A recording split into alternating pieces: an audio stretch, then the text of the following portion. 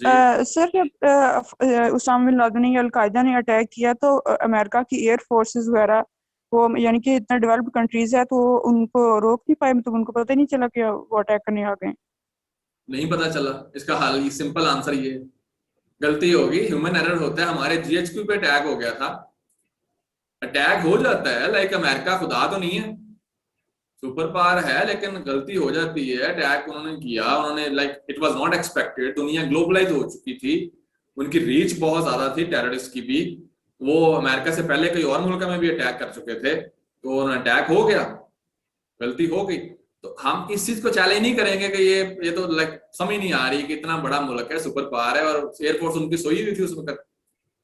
इस तरह की बातें आपने पेपर में नहीं लिखनी, इस पे टाइम जाया होना है आपका और नंबर भी जाया होने हैं। ऑल दो ये वैलिड क्वेश्चन है, मतलब रडार सिस्टम तो बहुत पहले से बन चुका था देखा, और इस ये तरह के है ना मसला माइंड में, मैंने अभी समझाया भी है, लेकिन फिर भी उसी तरफ लेके जा रहे हैं मुझे। I am not going that way. Sir attack सभी के हुआ सारे है, मुशर्रफ की बात को कोट कर रहे अटैक हैं। हुआ है, it was a security failure, it was a intelligence failure on part of US intelligence agencies, उनकी सिक्योरिटी फोर्सेस का फेलियर था, अटैक हो गया। ठीक है, आपके माइंड में कहीं ना कहीं चीज फंसी हुई है कि ये इन्होंने खुद किया है, इस वजह से ये क्वेश्चन आते हैं। तो उसके बाद उसके बाद सीएसएस पीएमएस के पेपर देने जा रहे हैं। मैंने आपको पहले ही कह दिया था कि इस पे थोड़ा सा आप इनको चीजों इन पे कोई फायदा नहीं होना बात करने का, आपके मार्क्स कटने हैं। बिकॉज आपने गवर्नमेंट को ज्वाइन करना है और आप वहां पे इस तरह की थिंकिंग लेके जाएंगे तो वो आपको डिस्करेज करेंगे फिर। तो पेपर्स में तो कम से कम प्रिटेंड कर जाए, बाद में चाहे यही मानते रहिएगा, लेकिन पेपर्स में प्रिटेंड करें कि लाइक बिल्कुल एनालिसिस अच्छा सा करें, लाइक रैशनल करें। ऐसा नहीं है कि आपने हर चीज ही मान जानी है, लेकिन जो चीज इंटरनेशनली मानी जाती है उसको तो ना चैलेंज करें। और आपके पास क्या प्रूफ है कि नहीं हुआ? अगर लेट्स सपोज एक बंदा कहता भी है, वो कैसे प्रूव करेगा नहीं हुआ? एक दो क्वेश्चन रेज करके बात नहीं बनती, आपको एविडेंस देना पड़ेगा। कौन बंदा प्रूव कर सकता है कि वहां पे अटैक लाइक अमेरिका ने खुद करवाया? आपके पास क्या एविडेंस है? कोई एविडेंस नहीं है, तो आप भी तो प्रूव नहीं कर सकते ना। तो जो दुनिया ने बात मानी है उसको आप भी मान लें, बजाय कि आप उसको चैलेंज कर दें। जो चैलेंज करता है उसको फिर प्रूव करना पड़ता है, ये आप माइंड में रखें। आपको रिपोर्ट दे दें फिर। डॉक्यूमेंट्रीज वो बनी हुई है कि कैसे अमेरिका ने मतलब वो नीचे बॉम्ब वगैरह वो डॉक्यूमेंट्रीज लगा आर के। Not evidence. डॉक्यूमेंट्रीज तो कोई भी मूवी बना सकते हैं, नॉट एन इशू। और एविडेंस आपके पास कोई नहीं है, आप चैलेंज नहीं कर सकते। उसके बाद अटैक हो गया, यूएसए ने डिमांड किया तालिबान की गवर्नमेंट से कि उसामा बिन लादेन को हैंड ओवर करें, because he is the culprit, he is the one who is responsible for the attack. ये उस जमात का हेड है। और हमने कल डिस्कस किया था पख्तून वाली कोड ऑफ कंडक्ट, उसमें एक चीज थी असाइलम एंड रिफ्यूज, पनाह। अगर दुश्मन भी पनाह ले ले उसको भी हवाले नहीं करते। अब टेस्ट आ गया है, सुपर पावर कह रही है कि बंदा हमारे हवाले करें वरना तबाह कर देंगे। Taliban they refused point blank. उन्होंने कहा sorry, not possible, sorry we are not going to hand over. Sir उसने अफगानिस्तान में पनाह ली थी। अफगानिस्तान में था ना, ओबीएल उसामा बिन लादेन अफगानिस्तान में था एट दैट टाइम। लाइक पनाह नहीं ली हुई थी, वो अफगानिस्तान में था और हवाले नहीं, क्योंकि वो वहां लाइक यहाँ से ऑपरेट कर रहा था वो बैठ के। क्योंकि सऊदी अरब में तो गवर्नमेंट उसको लाइक उसको सपोर्ट नहीं कर रही थी, तो तालिबान की गवर्नमेंट तो बड़ी मजहबी किस्म की और सख्त किस्म की गवर्नमेंट थी और वो इस तरह के बंदों को सपोर्ट कर रहे थे, इसलिए वो अफगानिस्तान में बैठा था। अब इन्होंने हवाले नहीं किया। सर यहाँ पे हम लोग पख्तून में कोड ऑफ कंडक्ट हम लोग यहाँ पे मेंशन करेंगे? बिल्कुल मेंशन करेंगे। आप कहेंगे पख्तून वाली कोड ऑफ कंडक्ट के तहत पश्तून जो है वो अपने जिसने पनाह ली हो उसको वापस नहीं करते, चाहे जो मर्जी हो जाए। उन्होंने नहीं वापस किया, तो अमेरिका ने थ्रेट किया कि हम आपको तबाह कर देंगे। Because we have capability. उन्होंने कहा ओके कर दें, वे रेडी। तो अटैक हो गया 2000 में ही, लाइक अभी महीना 1.5 महीना गुजरा था कि दे अटैक यूएसए ने अटैक जो किया था, आपको ये भी पता होना चाहिए कि यूएसए पहले गया था यूनाइटेड नेशन सिक्योरिटी काउंसिल में, यूएन सिक्योरिटी काउंसिल में केस को लेके गया कि देखें हम पे अटैक हुआ है। और आपको पता है यूएन सिक्योरिटी काउंसिल के 5 परमानेंट मेंबर्स हैं, उनमें से अगर एक भी खिलाफ वोट दे दे तो करारदाद पास नहीं होती। उनमें USA, Russia, China, UK and France. अब रशिया की तरफ से, फ्रांस और यूके की तरफ से तो आपको पता है कोई मसला आना नहीं था, वो तो पहले ही यूएसए के साथ होते हैं, जिस तरफ यूएसए जाता है उसी तरफ वो जाते हैं।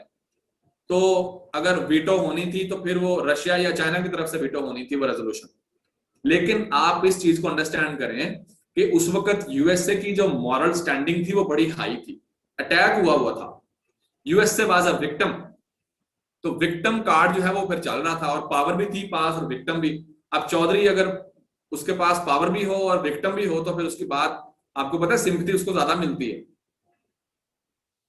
तो यूएन सिक्योरिटी काउंसिल में किसी ने रेजिस्ट नहीं किया और अफगानिस्तान के खिलाफ, तालिबान की गवर्नमेंट के खिलाफ करारदाद पास होगी और जंग डिक्लेयर कर दी। अटैक जो है वो यूनाइटेड नेशन सिक्योरिटी काउंसिल ने उसको सैंक्शन किया। तो internationally it was a legal attack. Internationally UN security council के अप्रूवल के साथ ये अटैक हुआ था और इसमें नेटो भी शामिल थी। जो अटैक किया यूएसए ने अफगानिस्तान पे, ये इंटरनेशनल सपोर्ट के साथ अटैक था। यूएन सिक्योरिटी काउंसिल की रेजोल्यूशन इस पे थी, ये आपको पता होना चाहिए।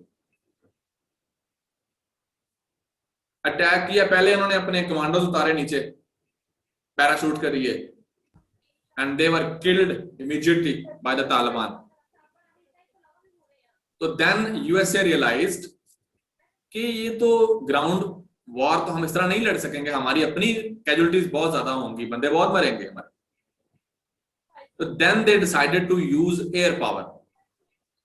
और पाकिस्तान से आपको पता है पाकिस्तान का रोल हम डिस्कस करेंगे। पाकिस्तान को भी कॉल आ गई, हमारे परवेज मुशर्रफ थे उस वक्त, यशा परवेज मुशर्रफ आए थे 1999 में और अब 2001 है। परवेज मुशर्रफ को तकरीबन 2 साल हो गए हैं पावर में। परवेज मुशर्रफ जो है वो अब उसको आती है call US secretary of state की, उनके जो वजीर खारजा था उसकी कॉल आती है और वो कहता है कि we need your support in Afghanistan, either you are with us or against us। ये बहुत मशहूर उसकी लाइन है, either you are with us or against us, mean के आपने कोई दूसरे बंदे के लिए चॉइस नहीं छोड़ी। आप सीधा कह रहे हैं कि या आप हमारे साथ हैं, अगर आप हमारे साथ नहीं है तो आप हमारे खिलाफ हैं। लाइक हमें न्यूट्रल रहने का कोई हक नहीं है, हम न्यूट्रल नहीं रह सकते। उन्होंने हमें कह दिया कि या आप हमारे साथ नहीं है तो फिर हमारे खिलाफ हैं। और पाकिस्तान जो है वो फिर पाकिस्तान ने कहा we are with you. Musharraf ने ओके किया। अब उसको हम एनालाइज कर सकते हैं कि पाकिस्तान ने ये जो साथ दिया यूएसए का, इसकी कॉजेज क्या हैं। आपको पता है कि पाकिस्तान इकोनॉमिकली वीक कंट्री है, हमें आईएमएफ से पैसों की जरूरत पड़ती रहती है, अक्सर हर साल पड़ती है, तकरीबन हर 2-3 साल के बाद। तो एक तो वो मसला था, इकोनॉमिकली पाकिस्तान की जो डिफेंस है वो वीक है, इकोनॉमिक डिफेंस जो है हमारे फाइनेंशियल प्रॉब्लम्स है। उसके बाद ऑब्वियसली यूएसए एक सुपर पावर है तो रेजिस्ट करना इतना आसान नहीं था। हमारे पास न्यूक्लियर वेपन्स हैं, लेकिन यूएसए के पास ऑप्शन ज्यादा हैं because it's a super power, diplomatically बहुत पावरफुल कंट्री है। उसके बाद Musharraf was a weak-footed ruler. Musharraf was politically weak क्योंकि Musharraf was a dictator. He had no public support. Martial law लगा के आया हुआ था, कोई पॉलिटिकल पार्टी नहीं थी, वोट बैंक नहीं था, तो कब्जा किया हुआ था हुकूमत पे एक इलेक्टेड गवर्नमेंट को हटा के। तो अब ऐसा बंदा जो है उसको इंटरनेशनल सपोर्ट चाहिए होती है, उसको इंटरनेशनल लेजिटिमेसी चाहिए होती है। इंटरनेशनल रिकग्निशन चाहिए होती है। अगर वो इनकार करता, अगर मुशर्रफ कहता है कि नहीं हम साथ देंगे, हम न्यूट्रल रहेंगे, क्योंकि हमारा तो कोई बंदा शामिल नहीं था 9/11 के अटैक पे, पाकिस्तान का तो कोई बंदा शामिल नहीं था उसमें, सऊदीज थे, पाकिस्तान वाज नॉट इन्वॉल्व्ड, तो व्हाई आर यू थ्रेटनिंग अस? और ऐसा नहीं है कि वो पाकिस्तान पे अटैक कर देते, इतना आसान नहीं है पाकिस्तान पे अटैक करना। पाकिस्तान की एक ऑर्गेनाइज्ड डिसिप्लिन्ड आर्मी है, उसके बाद फिर न्यूक्लियर वेपन स्टेट है। पाकिस्तान पे अटैक करना it's not easy, it like Pakistan is not like Afghanistan और इराक और लीबिया। तो उसके बाद लेकिन मुशर्रफ कोऑपरेटेड, पाकिस्तान ने यूएसए को अटैक करने के लिए रूट भी प्रोवाइड किए, लाइक लैंड रूट भी प्रोवाइड किया उनकी वेपन्स के लिए, फूड सप्लाई के लिए। उसके बाद फिर बेसिस भी प्रोवाइड की जहां से वो अपने प्लेन्स को लाइक ऑपरेट करते थे, और उसके बाद ड्रोन्स को भी करते रहे हैं, वो हमने बाद में खत्म कर दी। शमसी एयर बेस थी, उसके बाद इधर केपी में हमने एयर बेसिस दी, वो बाद में खत्म कर दी पाकिस्तान ने, बलूचिस्तान में और जो केपी में दी थी। तो पाकिस्तान ने साथ दिया, और ये वही पाकिस्तान है जिसने तालिबान की गवर्नमेंट को रिकॉग्नाइज किया हुआ था। तो Taliban felt that Pakistan betrayed us. How could? ठीक है Sarmad, yes. Sir America Afghanistan के साथ बाकी भी तो बॉर्डर्स थे, बाकी कंट्रीज के भी, ईरान के भी, बाकी कंट्रीज के भी, तो अमेरिका ने सिर्फ पाकिस्तान को क्यों कहा कि either you are with us और अगेंस्ट अस? पाकिस्तान से डिमांड क्यों की एयर बेसिस तो बाकी सब चीजें? पाकिस्तान को ही क्यों कहा? ओके अमीर हमजा, मैं इसको आंसर करता हूँ। आपने कहा कि पाकिस्तान पर अटैक करना कोई इजी ये अपने जॉब नहीं है, बट हमने देखा कि जिस तरह अमेरिका ने ये अपना ओबील का ऑपरेशन किया था एबटाबाद में, तो वो भी तो हमारी जो सॉवरेनिटी थी उसको उन्होंने चैलेंज किया। देखें, सॉवरेनिटी को चैलेंज करना एक एका दुका वाकया होना और बात है, वैसे तो वो हमारे सलाला में भी फौजी मार चुके हैं, वो इस तरह के वाकयात होते रहते हैं, लेकिन अटैक करना full fledge that is something else. उस पे तो एक कंट्री को आप दीवार के साथ लगा देते हैं ना, वहां पे रिटेलिएट करता है वो। जब ओबीएल को उन्होंने मारा है 2011 में, तो ऑब्वियसली उनको कंफर्म हो गया था कि ओबीएल वहां पे है, ठीक है। अगर वो, और पाकिस्तान मॉरली वैसे ही बड़े लोअर ग्राउंड पे था कि दुनिया का सबसे वांटेड बंदा वहां पाकिस्तान से मिल रहा है, तो पाकिस्तान ने क्या रिस्पॉन्ड करना था? हम तो वैसे ही बैकफुट पे चले गए, तो इतना आसान नहीं है। उसके बाद लेकिन इस तरह के वाकये होते रहते हैं। आपको पता है कि अमेरिका अगर करता है तो हम थोड़ा सा बर्दाश्त कर देते हैं, लेकिन अगर इंडिया करता है तो फिर हम नहीं करते। लेकिन अटैक करना और चीज है, ये अटैक नहीं है, ये इंसिडेंट्स होते हैं, ये that is something else. Okay, Sarmad का जो क्वेश्चन था, सरमद ईरान के साथ they were having very hostile relations. Number 1, revolution के बाद 1979 के बाद ईरान के साथ रिलेशन ठीक नहीं हुए। ईरान एक रेजिस्टेंट कंट्री है, रेजिस्ट करती है। उसके बाद ईरान ने तो कभी भी सपोर्ट नहीं करना था ईरान के साथ, तो पहले हालात उनके खराब थे। उसके बाद ईरान इकोनॉमिकली डिपेंडेंट नहीं है यूएस पे या वेस्टर्न कंट्रीज पे, उन पे तो पहले सैंक्शन लगी हैं, तो वो इस तरह परवाह भी नहीं करते। उनको धमकी लगाई जाए कि हम आपको पैसे नहीं लेने देंगे आईएमएफ से, या ये इस तरह के दे डोंट केयर, क्योंकि पहले सैंक्शन लगी होती है उनपे। तो ईरान को स्नब करना इतना आसान नहीं था। और दूसरा ये कि पाकिस्तान का बॉर्डर ज्यादा बड़ा था अफगानिस्तान के साथ, और चौथी चीज ये कि पाकिस्तान का इन्फ्लुएंस ज्यादा था अफगानिस्तान में एज कम्पेयर टू ईरान। तो पाकिस्तान ज्यादा सपोर्ट कर सकता था यूएसए को as compared to Iran. Iran अगर करना भी चाहे तो इतना नहीं कर सकता, बिकॉज तालिबान पे एक तो उनका असर नहीं है, दूसरा हमारी जो इंटेलिजेंस एजेंसीज हैं इनकी पेनिट्रेशन ज्यादा है अफगानिस्तान में, तब से है, आज भी है, और अफगान वॉर से लेकर आज तक हमारी पेनिट्रेशन वहां पे है। ओके सर जी। सर तो फिर सऊदीज को क्यों नहीं थ्रेट किया था इन लोगों ने? सऊदीज का बॉर्डर नहीं लगता ना, सऊदियों ने बेचारा ने क्या हेल्प करनी है, उनकी जो आर्मी है वो तो हमारी पंजाब पुलिस से भी बदतर है, तो उन्होंने क्या हेल्प करनी थी, वो तो बिल्कुल साइड पे बैठे हुए हैं। तो पैसों के लिहाज से उनको हेल्प की जरूरत नहीं थी, पैसा तो यूएसए के पास है, उनको चाहिए थी इंटेलिजेंस सपोर्ट। उसके बाद इनको बेसिस चाहिए थी कि जहां से वो ऑपरेट कर सकें, तो वो पाकिस्तान बिल्कुल साथ लगता है, और पाकिस्तान एक कंपैरेटिवली इकोनॉमिकली वीक कंट्री है, तो हमारी इस तरह की वीकनेसेस को उन्होंने एक्सप्लॉइट किया। ओके जी, मूविंग सर ये ऑन। जो इंसिडेंट आपने बताया, ये जो एबटाबाद वाला था जब उसामा बिन लादेन को मारा गया था, वो हम इस इवेंट में लिखेंगे? अगर ये क्वेश्चन आता है तो वो नहीं भी अभी हम नहीं ऐड लिखेंगे, करेंगे नहीं इसमें? अभी नहीं लिखेंगे, अभी हम उस पे आए नहीं है।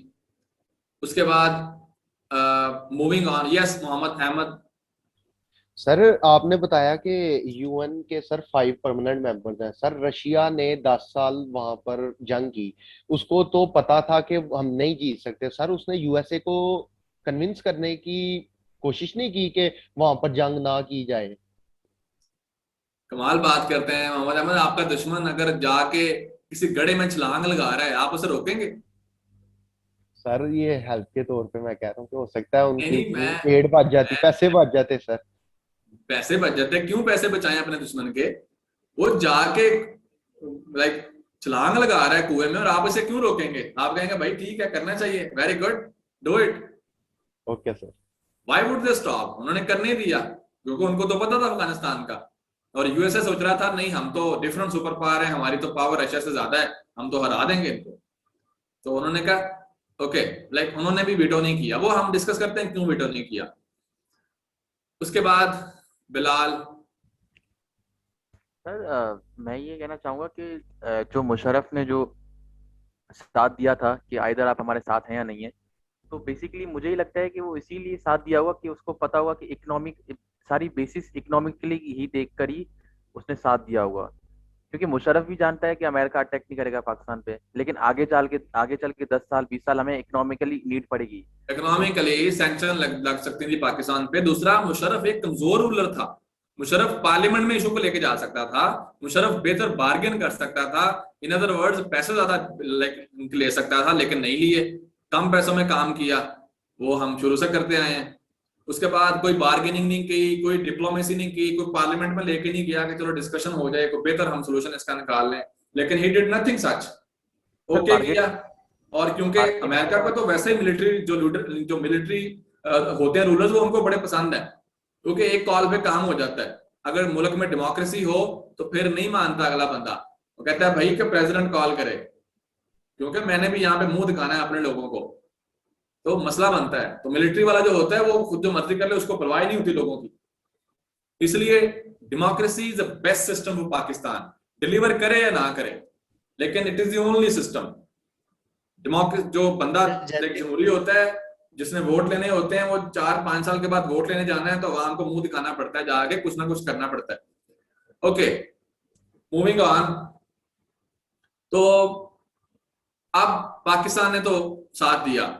अब सोचने वाली बात यह है कि एक चौधरी, एक सुपर पावर आपके मोहल्ले में आ रहा है, आपके साथ वाले घर में आके अटैक कर रहा है, तो चाइना और रशिया को मसला नहीं होना चाहिए था? वैसे चाइना और रशिया ने क्यों वीटो क्यों नहीं किया सिक्योरिटी काउंसिल में? उन्होंने क्यों नहीं रोका कि आप अफगानिस्तान पे अटैक ना करें, या सिक्योरिटी काउंसिल में कम से कम वीटो कर देते, ताकि कम से कम सिक्योरिटी काउंसिल की स्टैंप ना लगती ऊपर, जो इन्होंने अफगानिस्तान पे अमेरिका ने अटैक किया। सर वो तो पहले से ही, मतलब आपने बताया ना कि उनके साथ तो मतलब वो तो वैसे कुछ नहीं थे जो तालिबान कर याद है सबको, वेरी गुड। तो रेडिकलाइज होते वहां पर। यस डॉक्टर, आप काफी लोगों को याद है, तो सारे बताना चाह रहे हैं कि very good. Yes doctor, you are right. Doctor ने ठीक है, अक्सा ने, जुनैरा ने, जुवेरिया ने। Russia was not happy. पहले मैं बता चुका हूं आपको, रेडिकलाइजेशन हो रही थी तालिबान की वजह से। चाइना में भी मसला बन रहा था, उन्होंने कहा कम से कम तालिबान की गवर्नमेंट खत्म हो जाए, हमें क्या। और दूसरा ये कि उस वक्त अमेरिका को रोकना इतना आसान नहीं था, बिकॉज अमेरिका उस वक्त सुपर पावर था और मॉरली एक हायर ग्राउंड पे था, बिकॉज यूएसए पे अटैक हुआ था। तो अब अगर कोई रेजिस्ट करता तो उन्होंने कहना था आप टेररिज्म को सपोर्ट कर रहे हैं, why are you not supporting us. तो ये एक माहौल बना हुआ था उस वक्त, और यूएसए ने, आपको पता है, global war on terror start कर दी थी। War on terror had just started. Attack हुआ, पहले तो लोग मर गए, फिर उन्होंने एयर पावर यूज की, कारपेट बम्बिंग की इन्होंने अफगानिस्तान में। कारपेट बम्बिंग मीन के टोटल पहले इलाका साफ किया नीचे से बम्बार्डमेंट करके, और फिर नीचे अपने इन्होंने फोर्सेस उतारी, और फिर यूएसए ने पावर इस्तेमाल की, और कुछ ही टाइम में, कुछ ही हफ्तों में यूएसए ने तालिबान की गवर्नमेंट को अफगानिस्तान में खत्म कर दिया। Taliban were defeated in a very short span of time.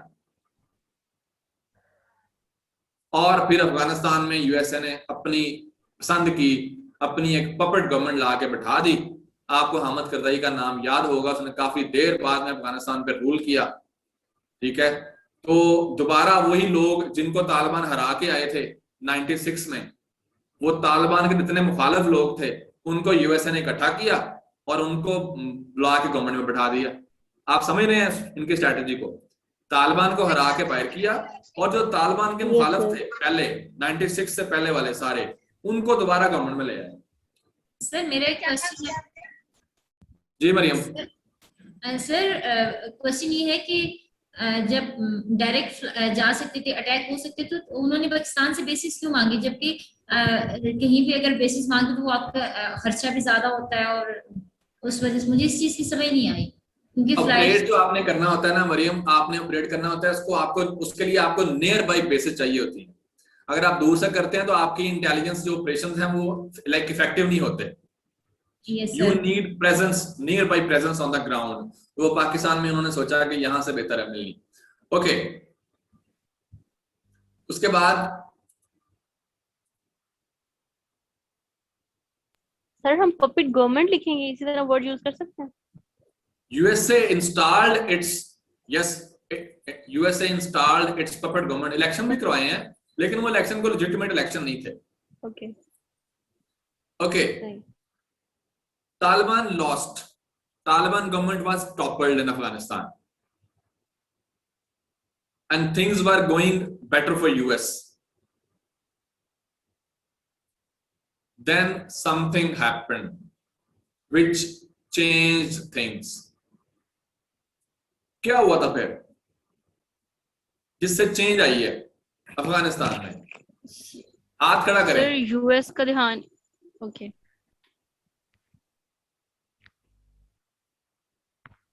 एक बंदे ने हाथ खड़ा किया है, 2 बंदों ने, 3, ओके 4 5 हो गए। सबसे पहले पूछते हैं आमना से। आमना आमना आमना यस।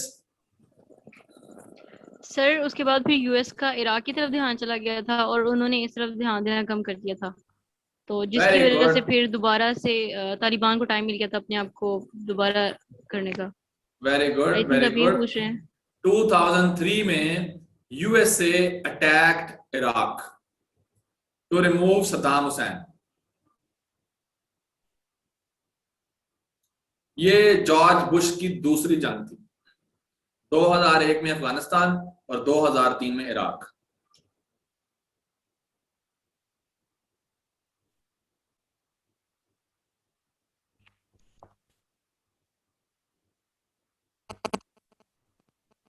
अब इराक में आपको पता है सद्दाम हुसैन की गवर्नमेंट थी, उनके उसके पास लाइक आर्मी भी थी, तो वहां पे लड़ाई होने के चांसेस ज्यादा थे। और दूसरा ये है कि इराक की जो जंग है उसको सिक्योरिटी काउंसिल की बैकिंग हासिल नहीं थी, ये भी आपने माइंड में रखना है। It was not backed by UN security council. जिस तरह ये अफगानिस्तान की जंग को सिक्योरिटी काउंसिल की बैकिंग हासिल थी, अप्रूवल हासिल था, इराक की जो जंग थी उसको हासिल नहीं था। अब कुछ लोग कहते हैं इराक में तेल के लिए गए, वहां पे ऑयल काफी ज्यादा है और इस तरह की बातें होती हैं। दूसरा रीजनल प्रेजेंस वहां पे रखनी थी, लेकिन Iraq war became a disaster for US. It was a very bad strategy and it backfired, और बड़ी बदनामी हुई है यूएसए की बाद में इराक वॉर की वजह से। उसके बाद अब इराक वॉर पे ध्यान चला गया। अब यहाँ पे तालिबान बहुत हारे हुए हैं, तो गवर्नमेंट टॉपल हो गई है, लेकिन उनको ब्रीदिंग स्पेस मिल जाती है। Taliban got breathing space in Afghanistan. 2003-2004 की हम बात कर रहे हैं।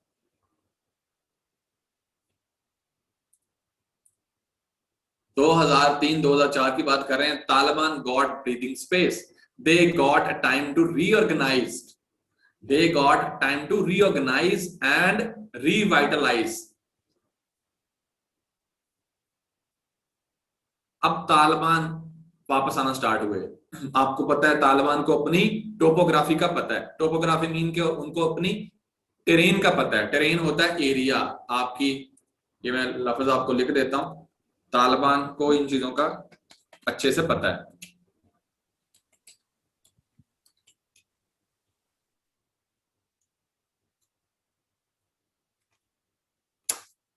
अमेरिकन को तो नहीं पता, ये तो बाहर से आए थे, वो लोकल्स हैं, उनको पता है यहाँ पे पहाड़ियां, उसके बाद एरिया, कहाँ पे छुपना है, कहाँ पे लड़ना है। गुरिल्ला वारफेयर में तो बड़े अच्छे हैं वो, लाइक हिट एंड रन होती है, मारो और छुप जाओ।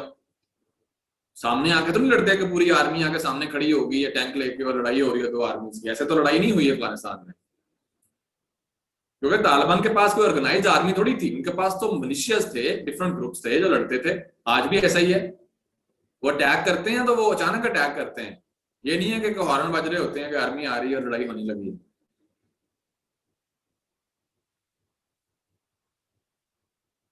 तालिबान ने अटैक करना स्टार्ट किए, और इसी टाइम पे आप याद करेंगे पाकिस्तान में भी टीटीपी की मूवमेंट स्टार्ट हो जाती है, तरीके तालिबान पाकिस्तान, जिनको हम टेररिस्ट कहते हैं, बिकॉज वो जहां पे एक लेजिटिमेट गवर्नमेंट के खिलाफ खड़े हुए थे। पाकिस्तान में एक कॉन्स्टिट्यूशन है, पाकिस्तान में एक गवर्नमेंट है, उसकी परफॉर्मेंस कैसी भी है, लेकिन पाकिस्तान का आइन जो है वो एक इस्लामिक आइन है, इस्लामिक कॉन्स्टिट्यूशन है, गवर्नमेंट है, इलेक्टेड गवर्नमेंट होती है। परफेक्ट नहीं है पाकिस्तान का सिस्टम, बहुत ज्यादा प्रॉब्लम्स हैं, लेकिन पाकिस्तान में अगर कोई गवर्नमेंट के खिलाफ खड़ा होता है वेपन लेके, तो we will call them terrorist, क्योंकि इस्लाम ने भी इजाजत नहीं दी, आप गवर्नमेंट के खिलाफ बगावत नहीं कर सकते अनलेस के गवर्नमेंट आपको ओपनली बुराई का कहे। अगर गवर्नमेंट के लीडर जो हैं, रूलर है, अगर आपको ओपनली बुराई का कहे या करप्शन करने का कहे, तब तक आप पाकिस्तान किसी भी इस्लामी मुल्क में आप गवर्नमेंट के खिलाफ खड़े नहीं हो सकते वेपन लेके, unless it becomes openly wicked and corrupt. तो सर अब सॉरी डिस्टर्ब कर रहा हूँ सर। वो जो मुखालिफ हो गए थे तो उसका रीजन तो बदला था ना, मतलब ये तो नहीं कह रहे थे कि आप ये कानून नाफिज नहीं कर रहे, या वो तो अपना बदला लेना चाह रहे थे। बदला नहीं था बिलाल, उन्होंने तो क्लियर कट एजेंडा रखा हुआ था कि आप शरिया नाफिज करें, हम आपके आइन को नहीं मानते, हम आपके सिस्टम को नहीं मानते, और दे वर मूविंग टुवर्ड्स इस्लामाबाद। ये सर मुशर्रफ के दौर की बात है ना सर? या मुशर्रफ दौर की बात है। फाटा और सवात हालात काफी खराब थे, ऑपरेशन पाकिस्तान को करने पड़े। मुशर्रफ के टाइम पे भी कुछ किए और बाद में फिर ज्यादा किए, खैबर में, सवात में, साउथ वजीरिस्तान में, नॉर्थ वजीरिस्तान में। तो एजेंडा बढ़ता है ना, पहले तो वो ये थे कि आपने किया है, लाइक आप क्यों अमेरिका के साथ मिले हैं, इस चीज का इस्तेमाल करते रहे एक्सप्लॉइट करने के लिए।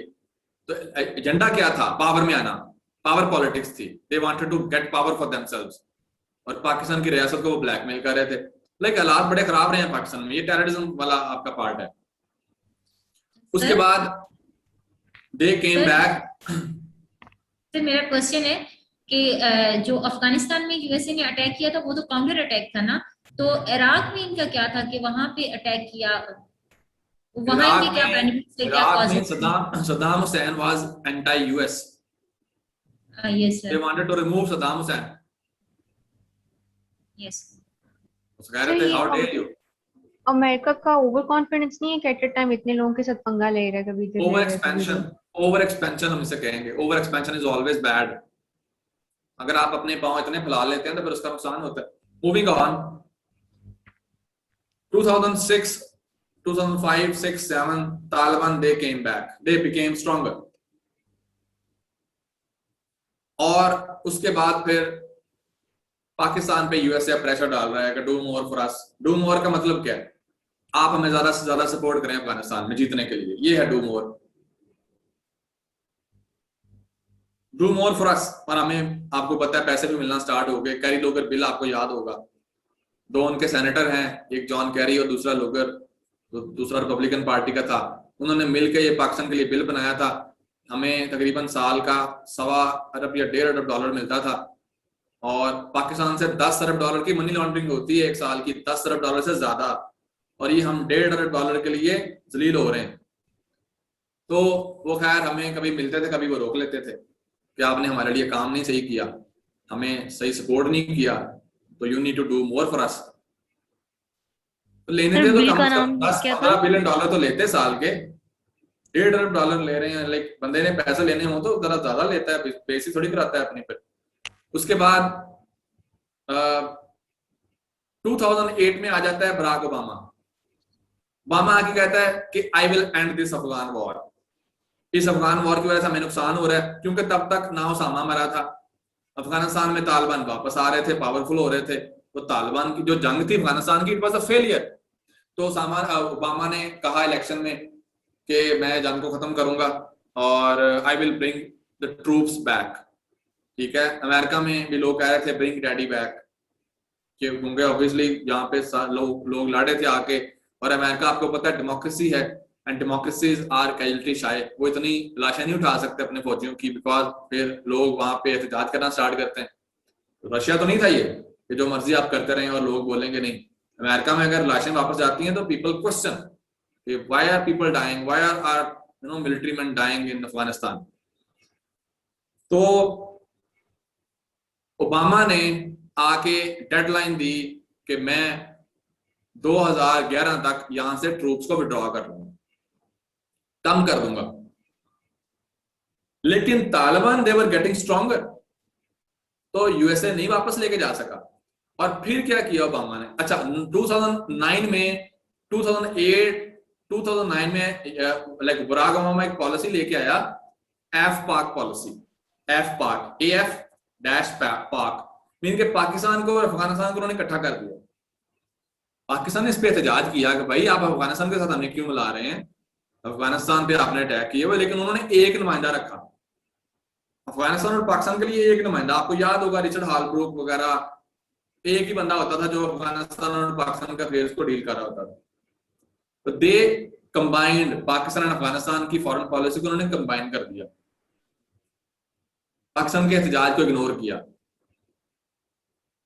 और उसके बाद फिर इंडिया का रोल बहुत बढ़ाया। रीजनली अगर आप बात करें तो इंडिया का रोल बढ़ा अफगानिस्तान में, बिकॉज दे थॉट के पाकिस्तान हमें सही सपोर्ट नहीं कर रहा, तो इंडिया को रोल दिया।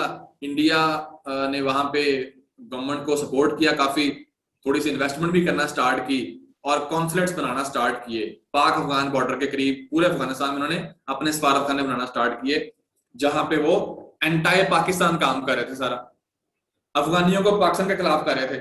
आपको पता होना चाहिए इस वक्त अफगानिस्तान के जो लोग हैं वो उनमें से काफी लोग ऐसे हैं जो कि पाकिस्तान से नफरत करते हैं। नफरत भरी है वहां पे लोगों में पाकिस्तान के खिलाफ, के पाकिस्तान ने आपका बहुत नुकसान किया है। इस तरह की बातें उन्होंने लोगों के माइंड में वहां पे, जैसे क्रिकेट मैचेस में भी ये दिखने में मिलता है। एग्जैक्टली, ये पिछले हुआ है, उससे पहले नहीं था।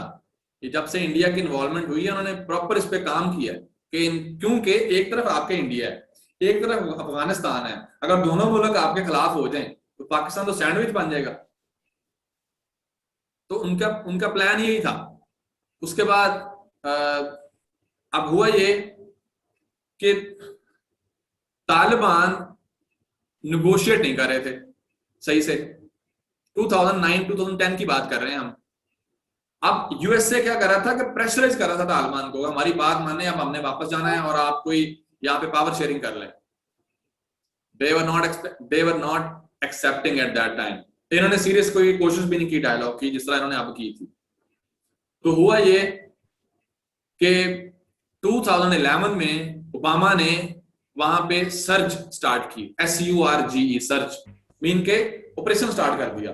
और 2011 में जो यूएस फोर्सेस की तादाद थी अफगानिस्तान में, टोटल यूएस और नेटो की तकरीबन 1.5 लाख हो गई थी। 1.5 लाख फौज इनकी मौजूद थी अफगानिस्तान में, and they were fighting Taliban. इन्होंने ऑपरेशन किया, इन्होंने कहा अच्छा बात से नहीं मान रहे तो मिलिट्री सोल्यूशन हम लेके आएंगे। They kept on trying for a military solution. Military से हल करते हैं, इनके हरा देते हैं तालिबान को।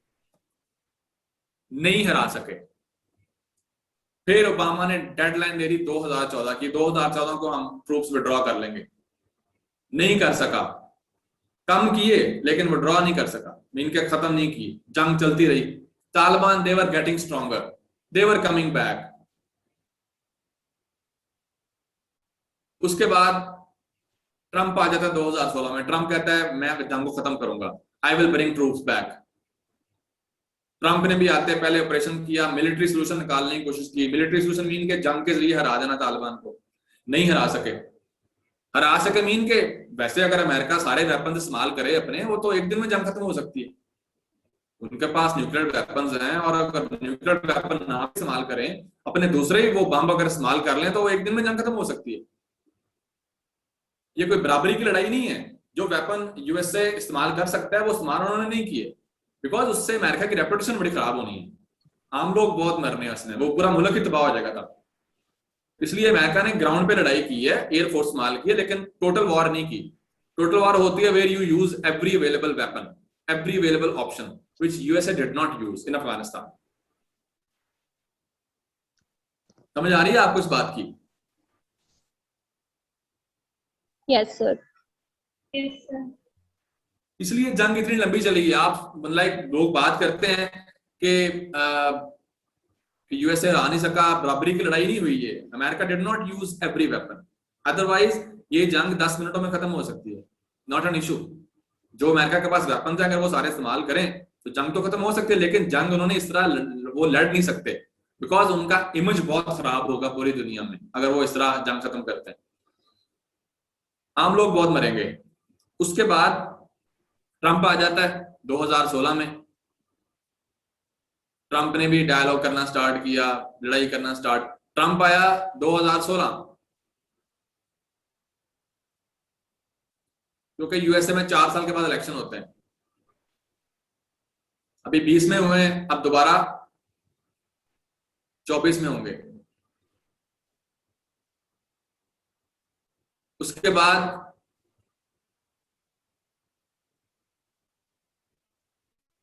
ट्रंप ने डायलॉग करना स्टार्ट किया, ज़ल्मे खलीलज़ाद को नुमाइंदा बनाया। उसके बाद तालिबान, जो कि पहले टेररिस्ट थे, यूएसए की रेड लिस्ट में शामिल थे, तालिबान के लीडर, उनको वहां से बाहर निकाला, उनको शरीफ बना दिया। मीन के अब वो टेररिस्ट नहीं रहे, क्योंकि अब बातचीत करनी है, तो टेररिस्ट के साथ तो बातचीत नहीं हो सकती। अब उनको वो लिस्ट से निकाल दिया बाहर। जब मर्जी लिस्ट में डालें, जब मर्जी निकालें, जब मर्जी आप किसी को टेररिस्ट डिक्लेयर कर दें, जब मर्जी आप उसको साफ कर दें कि ये तो बंदा ठीक है। डायलॉग हो रहे हैं। अब ट्रूप्स कम हो चुके हैं, अब 1.5 लाख नहीं है, चंद हजार हैं। तो क्या वो तालिबान जो 1.5 लाख जब आर्मी थी तब लड़ रहे थे,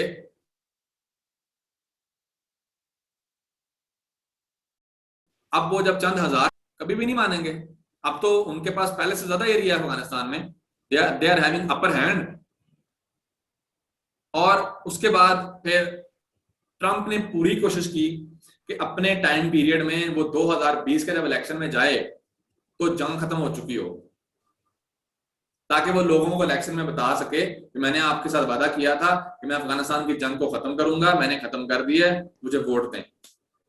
I had kept my promise, but he could not end the Afghan war. He could not do it.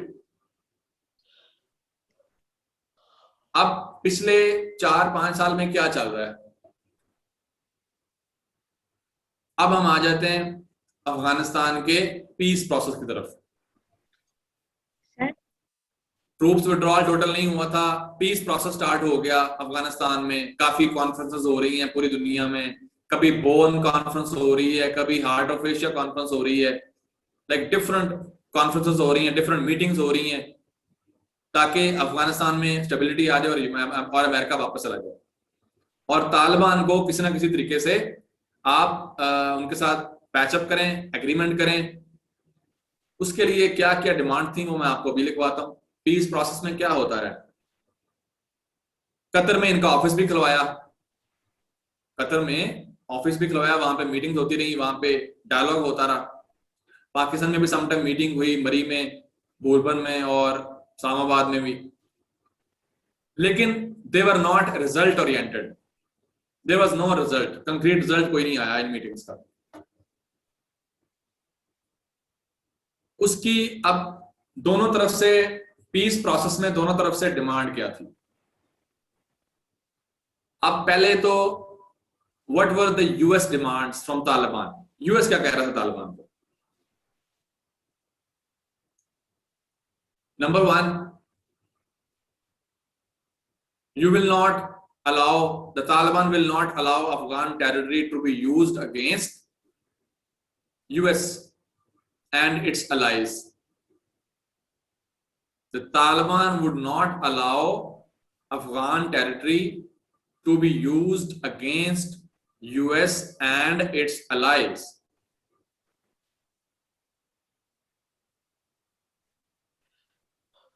Taliban accepted this demand. Second demand. Sir repeat करते हैं। ये आपको बुक में भी मिल जाएंगी, मैं आपको दोबारा क्लास में भी समझा देता हूं। The Taliban would not allow Afghan territory to be used against the US and its allies. सरजमीन हमारे खिलाफ इस्तेमाल नहीं होगी अगर जब हम वापस चले जाएंगे।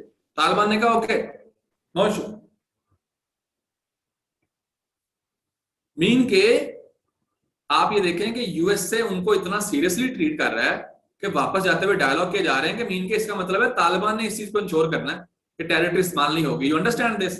लैंग्वेज चेक करें कि तालिबान से ये हामी भरवाई जा रही है कि हमारे खिलाफ लैंड इस्तेमाल नहीं होगी। इसका मतलब है कि अमेरिकन को पता है कि तालिबान ने पावर में आना है यहाँ पे, तो बात इनके साथ करें।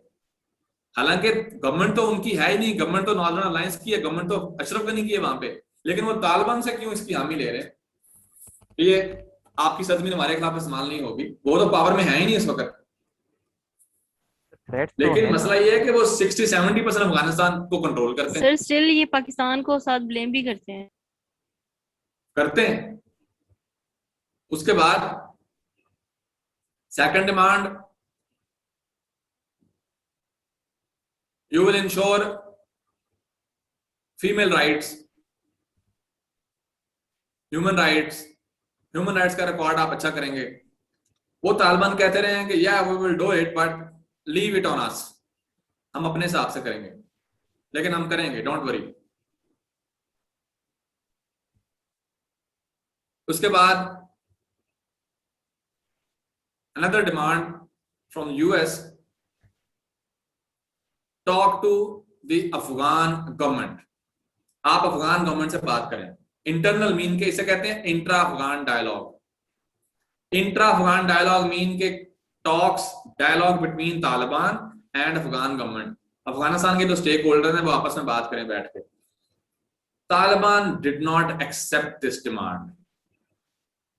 तालिबान कहते रहे भाई इनके साथ क्या बात करनी है, ये तो आपके पपेट्स हैं, आपने इनको ला के बिठाया है यहाँ पे, इनकी तो हैसियत ही कोई नहीं है, आप एक दफा वापस जाएं, हम इनको देख लेंगे, we will not talk to them.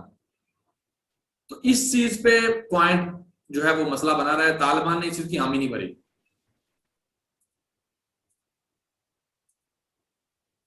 ये मेजर डिमांड थी यूएस की। उसके बाद अब जो तालिबान की डिमांड थी, अब देखें तालिबान भी इस पोजीशन में है कि वो भी डिमांड कर रहे हैं, डायलॉग हो रहा है। तालिबान कह रहे हैं कि नंबर 1, अब withdraw your troops, US troops withdrawal, अपनी फौजों को वापस लेके जाएं यहां से। यूएसए इस चीज को मान रहा था। उसके बाद उन्होंने कहा कि हम अफगान गवर्नमेंट के साथ बात नहीं करेंगे, आपके साथ बात करेंगे, because you are responsible for the situation and you control Afghan government, they have nothing. Number 3, release our prisoners. जो prisoners हैं, जो कैदी आपने हमारे पकड़े में, उनको रिहा करें। और वो हजारों में थे, और मोस्टली उनके पास किसके पास थे? अफगान गवर्नमेंट के पास, एनडीएस के पास, जो उनकी इंटेलिजेंस एजेंसी है। अब वो अफगान गवर्नमेंट उनको छोड़ने में तैयार नहीं थी। वो कहती रही जब ये जाते हैं तो फिर जाकर उनके साथ शामिल हो जाते हैं, हमारे लिए हालात और खराब हो जाते हैं, तो हम इनको नहीं छोड़ेंगे। तो उस वजह से भी डायलॉग कामयाब नहीं हो सका। और एक जो सबसे इंपॉर्टेंट पॉइंट है जो मैं आपको अभी लिखवाने लगा हूं कि अफगान गवर्नमेंट के साथ तालिबान पहले तो उन्होंने बात ही नहीं की, वो उनको सीरियसली नहीं लेते थे। और दूसरा, अगर बात कभी हुई भी है तो अब दोनों का पॉइंट ऑफ व्यू क्या है, अफगान गवर्नमेंट का और तालिबान का, उनको क्या ऑफर कर रहे हैं अफगान गवर्नमेंट और तालिबान क्या ऑफर कर रहे हैं। Afghan government is saying that you need to participate in this system and we will adjust you, we will do power sharing with you. हम आपको adjust करेंगे, आप हमारे सिस्टम में हिस्सा बन जाए।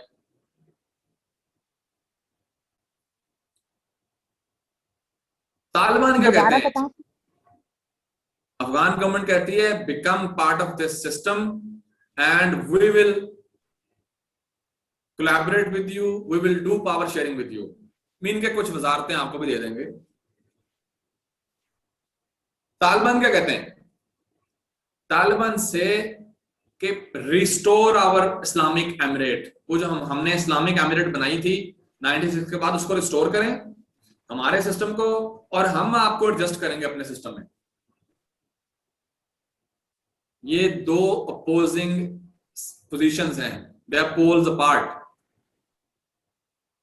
सर लास्ट पॉइंट जो है वो रिपीट अफगान गवर्नमेंट कह रही है कि हम आपको एडजस्ट करेंगे, तालिबान कह रहे हैं कि आप हमारा सिस्टम रिस्टोर करें। इस्लामिक एमिरेट जो हमारी थी 96 के बाद वाली, 2001 से पहले वाली, हम आपको एडजस्ट कर देंगे अपने सिस्टम में। अब इसको अफगान गवर्नमेंट नहीं मानती क्योंकि उस वक्त गवर्नमेंट में आपने सुना नहीं अशरफ गनी क्या कह रहा है, लड़ेंगे हम इनको हराएंगे लड़के। हालांकि वो डेली किसी ना किसी शहर पे कब्जा कर रहे हैं वहां पे, और वो कह रहे हैं हम लड़ेंगे। लड़ने किसके, लाइक ब्लडशेड होना है दोनों तरफ से, तालिबान भी ब्लडशेड कर रहे हैं और अफगान गवर्नमेंट भी कर रही है। ये रही है डायलॉग की सिचुएशन। बाइडेन आ गया, बाइडेन ने आके, ये पीस प्रोसेस चलता रहा है, इसका आपको पता होना चाहिए अच्छे से, आपने रिवाइज भी करना। मैंने आपको पॉइंट्स ये कुछ एक्स्ट्रा भी लिखवाए, खासतौर पे जो लास्ट वाला पॉइंट अभी लिखवाया कि दोनों की पोजीशन क्या है, गवर्नमेंट क्या कहती है और तालिबान क्या कहते हैं। इसके लिए इसलिए उनमें कोई कामयाबी नहीं हुई डायलॉग में, क्योंकि पोजीशन ही बहुत डिफरेंट है। They are standing on two opposite sides. अब उसके बाद चैलेंजेस क्या हैं? अब उसके बाद आ गया बाइडेन ने आके इलेक्शन जीता, उसने कहा जंग खत्म करनी है। डायलॉग तो कामयाब हो नहीं रहे थे, पिछले काफी सालों से चल रहे हैं। तो बाइडेन ने इन हेस्ट जल्दी में उसने ही declared end of Afghan war. उसने कहा मैं सितंबर 9/11 तक, सितंबर 11 2021 तक यूएस फोर्सेस टोटल हमने विड्रॉ कर लेनी, अफगानिस्तान को हमने खाली कर देना। और आपको पता होना चाहिए कि उन्होंने बगराम एयरबेस भी छोड़ दी हुई है, उसके अलावा काफी और जगहों पे भी वापस चले गए हैं वो, और नेक्स्ट मंथ तक टोटल विड्रॉल हो जाएगा। काफी हो गया हुआ है। अब करंट सिचुएशन क्या है अफगानिस्तान में, हम उसको डिस्कस करेंगे और फिर कुछ सजेशंस डिस्कस करेंगे, एंड इस तरह हमारा ये टॉपिक जो है ये कंप्लीट हो जाएगा। What is the current situation? Sir ये जो दोनों डिमांड्स थी अमेरिका की और अफगानिस्तान की, इनमें से कोई पूरी हुई या बस वैसे ही बाइडेन ने कह दिया कि खत्म कर रहे हैं जंग को? कोई पूरी नहीं हुई, मैं आपको बता रहा हूँ। जल्दी में उसने कोई एग्रीमेंट तो हुआ ही नहीं है ना, कोई डायलॉग तो हुआ ही नहीं है। बाद में उन्होंने खत्म कर दिया, उसने कहा ओके डायलॉग होते नहीं होते, we are going back, let's end this war. तो जंग खत्म करने का ऐलान कर दिया। अब आपको पता है कि क्या हो रहा है अफगानिस्तान में इस वक्त। अब करंट जो चैलेंजेस हैं हम डिस्कस करते हैं। नंबर 1, जो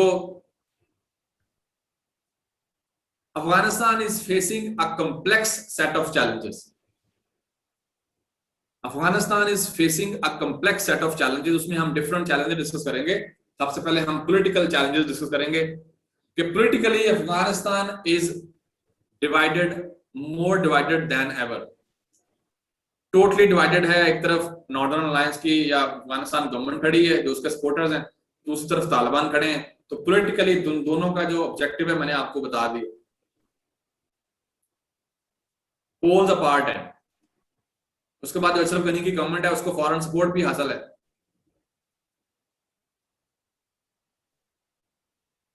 उसके बाद इकोनॉमिक चैलेंजेस। अब इकोनॉमिकली आपको पता है अफगानिस्तान की इकोनॉमी बड़ी डाउन है। पहले तो जब तालिबान की गवर्नमेंट इन्होंने गिराई थी तो इकोनॉमी ने बड़ी जल्दी ग्रो करना स्टार्ट किया। अमेरिका ने काफी ज्यादा पैसा इंजेक्ट किया तालिबान में, इसमें अफगानिस्तान में, लेकिन अल्टीमेटली दोबारा वो हालात खराब होना स्टार्ट हो गए और अभी जो इकोनॉमी है वो बड़ी खराब है। तो पैसा नहीं है, एंड अफगानिस्तान चल रहा है किस चीज पे? इंटरनेशनल फाइनेंशियल असिस्टेंस पे। Afghanistan is being run on international financial assistance. बाहर से पैसा आता है, उसी वजह से अफगानिस्तान का मामला चल रहे हैं।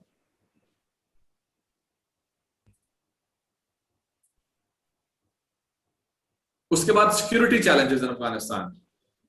तो इकोनॉमी को रिवाइव करना पड़ेगा, चाहे कोई भी गवर्नमेंट हो, गनी की गवर्नमेंट रहे या तालिबान आए, तो they will have to revive economy, otherwise there will be more disappointment in Afghanistan, people will be more disappointed.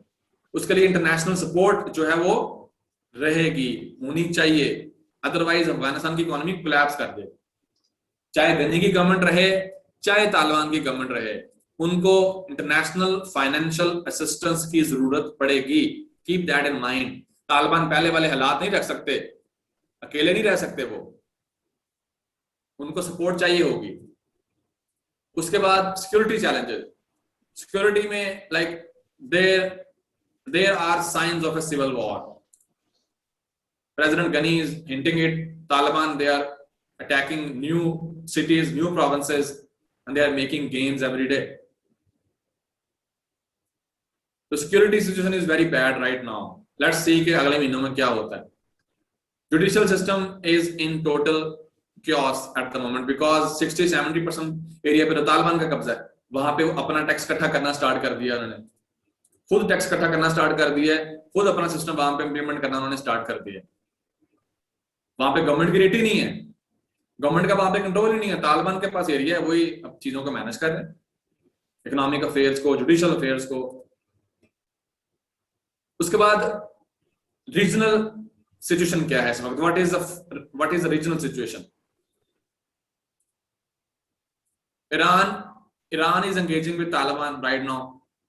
India is supporting Afghan government. India has been supporting, आपको पता है, लेकिन मीटिंग की थी तालिबान के साथ भी कतर में, आपको याद होगा।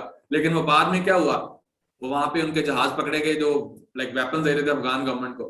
एक तरफ तालिबान के साथ मीटिंग भी कर रहे हैं, क्या क्योंकि उनको पता चल गया कि तालिबान शायद पावर में आ जाए, बड़े पावरफुल हैं, तो अफगानिस्तान में हो सकता है तालिबान की गवर्नमेंट आ जाए। तालिबान को 20 साल इनकी मुखालफत करता रहा इंडिया, अफगान गवर्नमेंट को सपोर्ट करता रहा अगेंस्ट तालिबान। अब हालात चेंज हो रहे हैं, now they are starting to support, like meeting की है, लेकिन वो बाद में पता चल गया कि वो it was just an I wash, अंदर से तो वो अफगान गवर्नमेंट को सपोर्ट कर रहे हैं। उसके बाद रशिया में अभी दोबारा मीटिंग हो रही है, रशिया में काफी ज्यादा राउंड्स हुए हैं, सिटिंग्स हुई हैं इसके लिए, डायलॉग के लिए कि कोई पीस प्रोसेस निकल आए, कोई हल निकल आए, कि तालिबान और अफगान गवर्नमेंट इकट्ठे बैठ जाएं, कोई बातचीत कर लें ताकि अफगानिस्तान में जंग खत्म हो जाए, सिविल वॉर ना हो, लोग ज्यादा ना मरे, कोशिश ये है।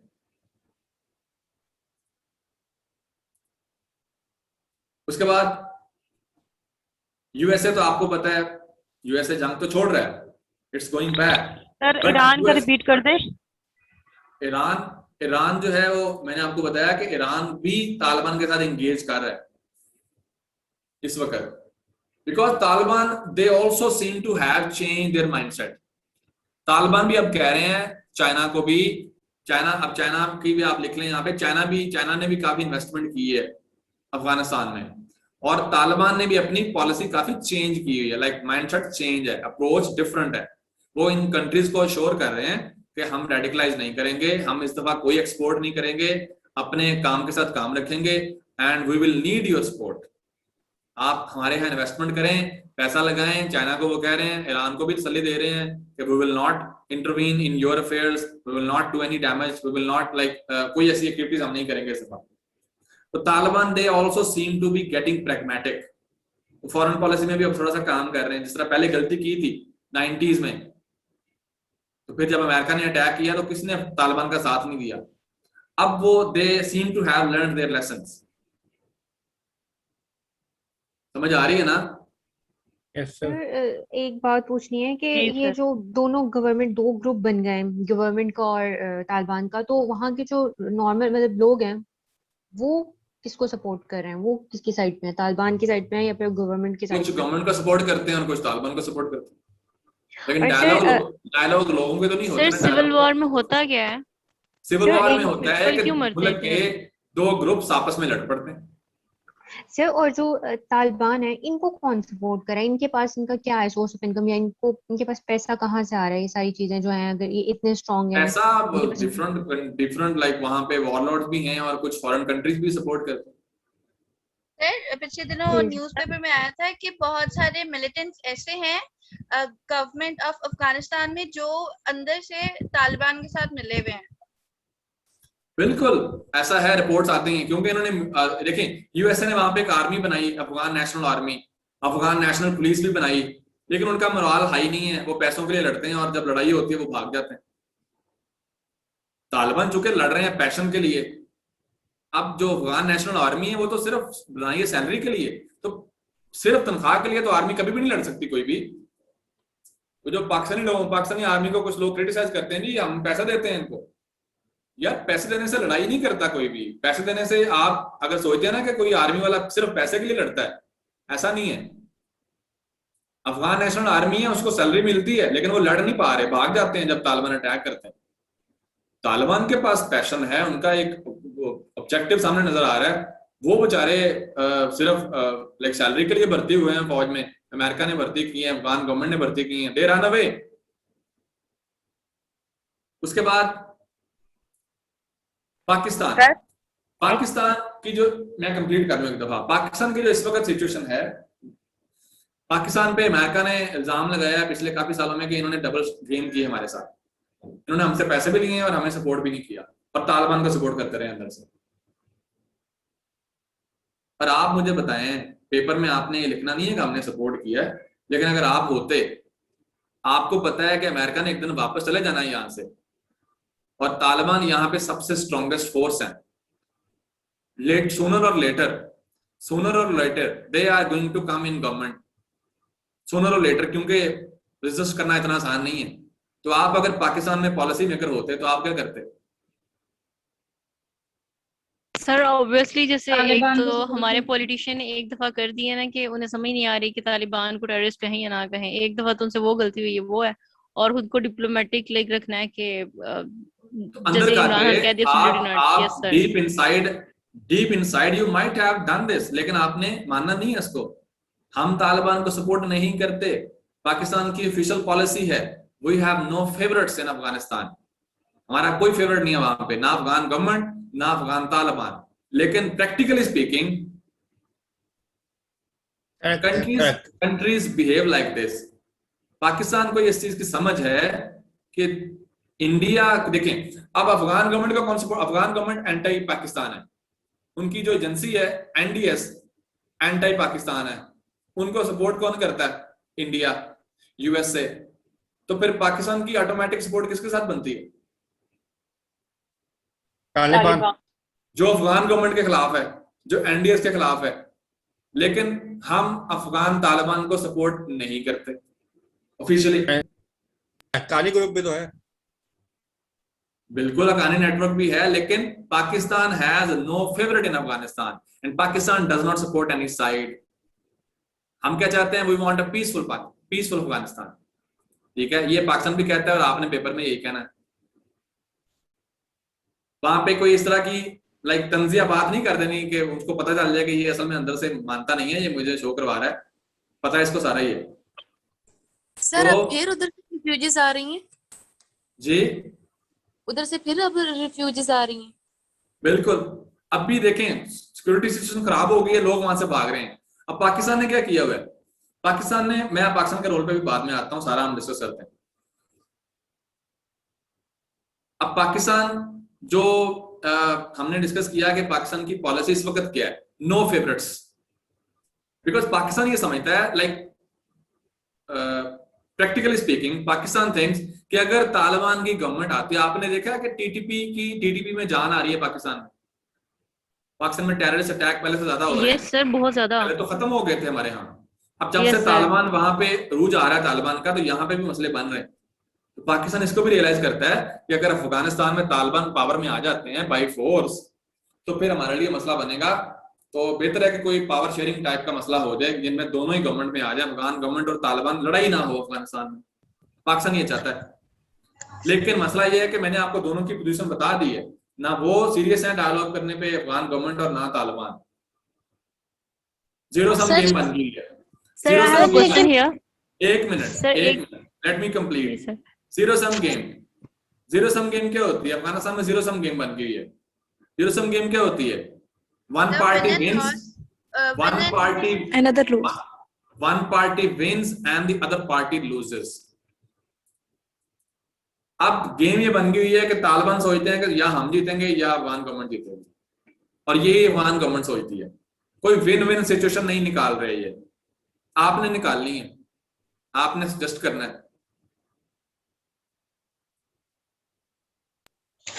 सर लेकिन पाकिस्तान को कहा जाता है सर, पाकिस्तान को क्यों फिर टेररिस्ट कंट्री कहा जाता है? मतलब यूएसए में ज्यादातर हमें भी तो यही कहा जा रहा है ना, वो किस स्पेस पे डिक्लेयर हुआ था कि पाकिस्तान भी जो है वो उनसे मिला हुआ है? ये चीज मुझे थोड़ी कंफ्यूज कर कहते हैं हम सपोर्ट करते हैं उन्हें, कहते हैं तालिबान को हम सपोर्ट करते हैं, और पाकिस्तान पे इल्जाम लगता है कि हमने इनको सपोर्ट किया और हमसे डू मोर का मुतालबा रहता है। डू मोर का क्या मुराद, लाइक उससे क्या मुराद है? जब से पीस प्रोसेस चला है तो अमेरिका हमसे डिमांड करता रहा है। क्या डिमांड करता रहा है? Number 1, bring Taliban on the table पे लेके आए, डायलॉग करवाएं। सिर्फ ये नहीं, इनसे हमारी बात भी मनवाएं। अब पाकिस्तान टेबल पे तो ले आता है, लेकिन उनसे बात कोई नहीं मनवा सकता, उनकी अपनी पॉलिसी है, उनका अपना माइंडसेट है। पाकिस्तान का इतना इन्फ्लुएंस नहीं है तालिबान पे कि पाकिस्तान कहे कि बात मान ले तो वो बात मान जाए। पाकिस्तान अमेरिका को समझाता रहा है कि we have limitations, we can not coerce Taliban to accept your terms and conditions. We have limitations, but USA has been saying no, you can do it. Do more for us. Do more for us. Pakistan couldn't do it. इसलिए वो हमारे खिलाफ हो जाते हैं, हमारी add बंद कर दी like sometime, और कहते हैं कि हम पाकिस्तान की वजह से अफगानिस्तान में नहीं जीत सके। वो हम पे इल्जाम लगा देते हैं, which is very ridiculous. तो हमारे प्राइम मिनिस्टर ने तो कई दफा कहा इंटरनेशनल फोरम पे कि ये क्या बात हुई, एक मुल्क की वजह से आप 1.5 लाख आर्मी वहां पे रखी, आपने आप जीत नहीं पाए, और अब आप कहते हैं हम पाकिस्तान की वजह से नहीं जीत सके। Do not make Pakistan an scapegoat. Scapegoat ना बनाया हमें, कुर्बानी का बकरा पाकिस्तान को नहीं बनाना चाहिए, ये पाकिस्तान हमेशा कहता रहता है। लेकिन वो इल्जाम पाकिस्तान पे धरते हैं कि पाकिस्तान ने चूंकि हमें सही तरह सपोर्ट नहीं किया और इसलिए हम अफगानिस्तान में जंग नहीं जीत सके। लेकिन दुनिया तो इस बात को नहीं मानती ना, सबको पता है कि क्यों नहीं जीत सके। उसके बाद जो अब बात करते हैं सजेशंस की, way forward.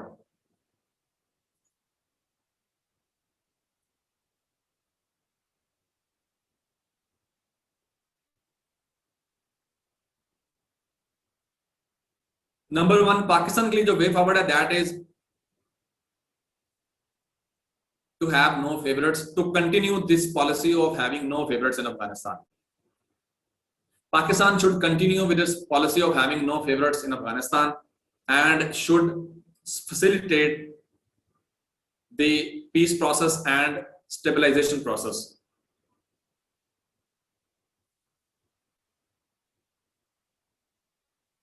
And Pakistan should work with both the parties, the Afghan government and Afghan Taliban.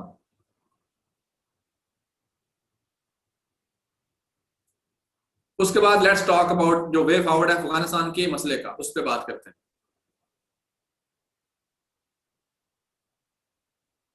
No foreign solution can be successful in Afghanistan. No foreign solution. FOREIGN वाला फॉरेन, ये फॉरेन वाला लिख लीजिएगा, जो immediate होता है उर्दू में जो होता है foreign. No foreign backed solution can be successful in Afghanistan. Solution क्या होना चाहिए? The solution of Afghan problem should be Afghan led and Afghan owned. Afghan led and Afghan own solution mean के अफगानिस्तान के लोग उसको लीड करें और अफगानिस्तान के लोग उसको ओन करें कि हम सॉल्यूशन लेके आए, वही सॉल्यूशन अफगानिस्तान में कामयाब रह सकता है।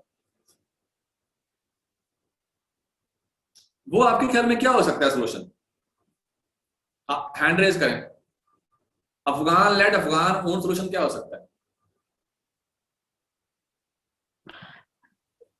एक मिनट, सर अफगान के लोग, लेट मी आस्क, हमारा खालिक, हमारा यस सर पावर शेयरिंग हो जाए। पावर शेयरिंग होगी, कैसे होगी शेयरिंग? वो तो दोनों पार्टी नहीं मान रही, वो कह रही हैं कि आप हमारे साथ शामिल हो जाएं, तालिबान कह रहे हैं हम आपको थोड़ी सी जगह दे देंगे, एडजस्ट कर लेंगे, लाइक वो तो मसला बहुत ज्यादा है। तो सिर्फ आप क्या कहते हैं?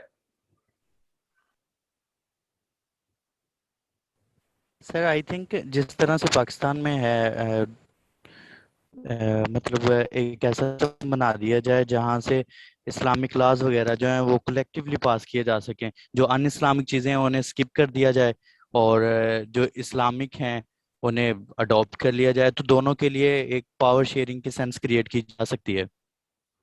ठीक है, आपके ख्याल में ये ओके। उसके बाद नजर क्या कहते हैं? सर इनके आपस में डायलॉग हो तालिबान के और जो अफगान गवर्नमेंट है, ठीक हो गया, खुद ओके ही मसला के हल निकालने का। ओके। इफ्रा,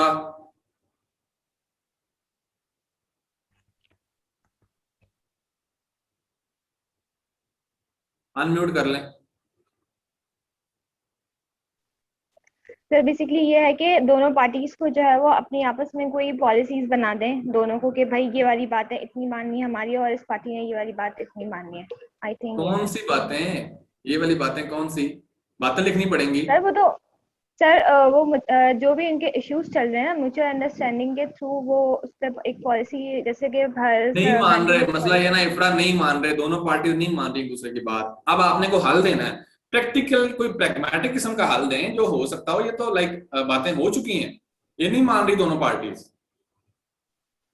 सर यहाँ पे फिर एक सोल्यूशन नहीं है कि अफगानिस्तान में एक अवामी रेफरेंडम करवाया जाए कि अवाम किसकी हुकूमत चाहती है, तालिबान के साथ है या वो नॉर्दर्न अलायंस के साथ है? बिल्कुल, this is one of the options. Yes yes Rahmat. नहीं सर, कलीम ने मैंने बताया। Yes yes Kaleem, I heard it, आपका पॉइंट आ गया। उसके बाद रहमत। जी सर, मेरा भी यही आइडिया था कि वोटिंग सिस्टम हो जाए, लाइक आवाम से पूछा जाए। वेरी गुड वेरी गुड, तो वेरी गुड, दोनों ने ठीक है। अगर मैं इसको अल्फाज दे दूं आप, free and fair elections in Afghanistan. Because देखें, दोनों पार्टीज कभी भी पावर शेयरिंग पे नहीं मानेगी, कोई किसी को पावर नहीं देगा, तो the solution is actually free and fair election. लेकिन एक चीज जो डिस्कस नहीं हुई अभी, वो ये है कि फ्री एंड फेयर इलेक्शन करवाएगा कौन?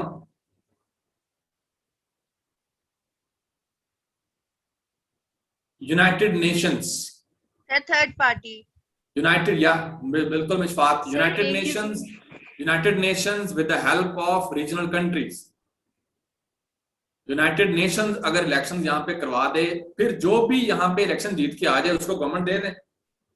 अदरवाइज तो लड़ाई है। फिर अगर तालिबान की सपोर्ट ज्यादा है ग्राउंड पे, they can have government, they can make their government. अगर अफगानिस्तान गवर्नमेंट पे सपोर्ट ज्यादा है तो वो गवर्नमेंट लाइक बनाए, तो इंटरनेशनली लेजिटिमेट गवर्नमेंट वो होगी।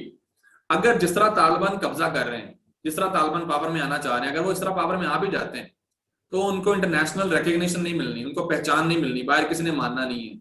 उनके लिए इकोनॉमिक प्रॉब्लम्स रहेंगे, पॉलिटिकल प्रॉब्लम्स रहेंगे उनके लिए बाहर भी। तो अगर बेहतर मसला यही है कि अफगानिस्तान में फ्री एंड फेयर इलेक्शंस हों, तब ही अफगानिस्तान का जो पीस प्रोसेस है it can be Afghan led and Afghan owned. अगर कोई बाहर से सोल्यूशन आता है, चाहे रशिया में डायलॉग हो, मीटिंग्स हो, कतर में हो, बाहर से हुई मीटिंग्स कभी भी मसले का हल नहीं क्रिएट कर सकती। The solution would always be a local solution, an Afghan solution. इस पे आपका फोकस होना चाहिए पेपर में, ठीक है? आपने इस पे बात करनी है। और उसके बाद फिर सोशल राइट्स पे, इनको सोशल और ह्यूमन राइट्स पे बात करनी चाहिए, दोनों पार्टीज को इंश्योर करना चाहिए। सीज फायर होनी चाहिए, बातचीत करने के लिए भी सीज फायर सबसे इंपॉर्टेंट चीज है। वो अमेरिकन भी ये डिमांड करते रहे हैं पहले भी, ठीक है? जो डिमांड थी मैंने लिखवाई थी यूएसए की, उसमें सीज फायर की भी एक डिमांड थी पहली, जो उसमें वो लाइक अमेरिकन भी करते थे और तालिबान उसको मानते थे। हालांकि बाद में तालिबान सीज फायर करते नहीं थे, लेकिन वो डिमांड मान लेते थे कि हम अपने अटैक बंद कर देंगे, रोक देंगे। तो कोई लोकल सॉल्यूशन होगा और पाकिस्तान इस प्रोसेस को फैसिलिटेट कर सकता है। बाकी अगर आप कहें कि कोई अमेरिकन मेड सोल्यूशन, कोई Russian made solution, not possible, it will not be practical in Afghanistan. और अगर आप कहेंगे डायलॉग कर लें, पावर शेयरिंग कर लें, पावर शेयरिंग कैसे होगी? वो तो बात करने पे तैयार नहीं दोनों पार्टीज। तो फिर क्या हाल है? फिर हाल यही है कि कोई इलेक्शन हो जाए, वरना तो civil war is imminent. Civil war तो हमें सामने नजर आ रही है, it's written on the wall at the moment that there is going to be a civil war in Afghanistan right now in the coming months. तो आपने कोई इस तरह का सोल्यूशन देना जो कि हो सकता हो और वो लॉन्गर टर्म में भी कामयाब रहे, ड्यूरेबल भी हो। वरना ये पावर शेयरिंग कोई नजर नहीं आ रही। पावर शेयरिंग भी अगर होगी तो इलेक्शन के बाद होगी, बिकॉज इलेक्शन के बगैर कोई गवर्नमेंट लेजिटिमेट गवर्नमेंट नहीं हो सकती। It will be considered as an installed government. तो इंस्टॉल्ड जो गवर्नमेंट होती है वो लेजिटिमेट नहीं होती। There need to be election, like they need to conduct election, otherwise the problem will linger on. It will continue the way it is. Sir ये जो अफगान यहाँ तक क्लियर लोग है? हैं, ये सर क्लियर है यहाँ तक क्लियर है। हमने इसको हिस्ट्री, फिर उसके बाद पहला सिस्टम क्या था, तालिबान का सिस्टम क्या था, उसके बाद तालिबान जब 9/11 हुआ उसके बाद क्या हुआ है, और फिर उसके बाद अभी करंट चैलेंजेस क्या हैं, और फिर वे फॉरवर्ड क्या। हमने इसको कोशिश की है कॉम्प्रिहेंसिवली कवर करने की। अब आपको जो क्वेश्चन इस पे तैयार करने हैं, उसमें नंबर 1 जो क्वेश्चन आपने तैयार करना है, इस पे जो आपने नोट्स अपने बनाने हैं, जो नोट्स आप अपने बनाने हैं, जब आपका करंट अफेयर्स का टेस्ट होगा तो उसमें ये क्वेश्चन आपका अफगानिस्तान वाला मस्ट आएगा। जब एकेडमी आपका टेस्ट लेगी, मैं जब आपका टेस्ट बनाऊंगा यहाँ पे करंट अफेयर्स का, उसमें अफगानिस्तान वाले क्वेश्चन के आने के चांसेस बहुत होंगे। एक कश्मीर और एक अफगानिस्तान, बहुत इंपॉर्टेंट क्वेश्चन है। उसके बाद आपने इस पे नोट्स बनाने हैं, और मेन फोकस जो आप हिस्ट्री आपने पढ़ ली, आपको पता होना चाहिए, करंट चैलेंजेस आपको पता होने चाहिए, अफगानिस्तान की सोसाइटी का आपको पता होना चाहिए। आपको जरूरत पड़ सकती है पेपर में किसी जगह पे लिखने के लिए, लेकिन जो ज्यादा आपने काम करना है वो आपने करना है वे फॉरवर्ड पे, मसला हल कैसे हो सकता है, that should be your focus.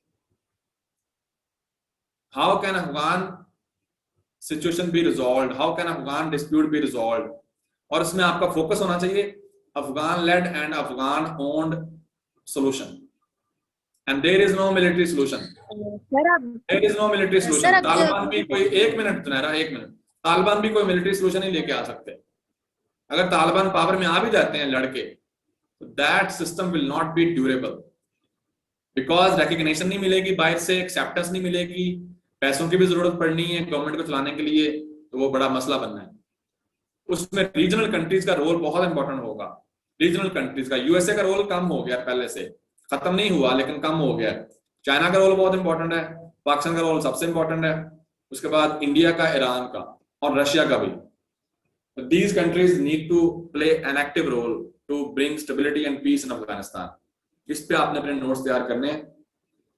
हम तकरीबन जो है वो 9:50 में टाइम चला गया, 9:53 है इस वक्त। We already took 20 minutes extra, but I thought कि टॉपिक आज खत्म हो जाए, अदरवाइज बीच में रह जाएगा।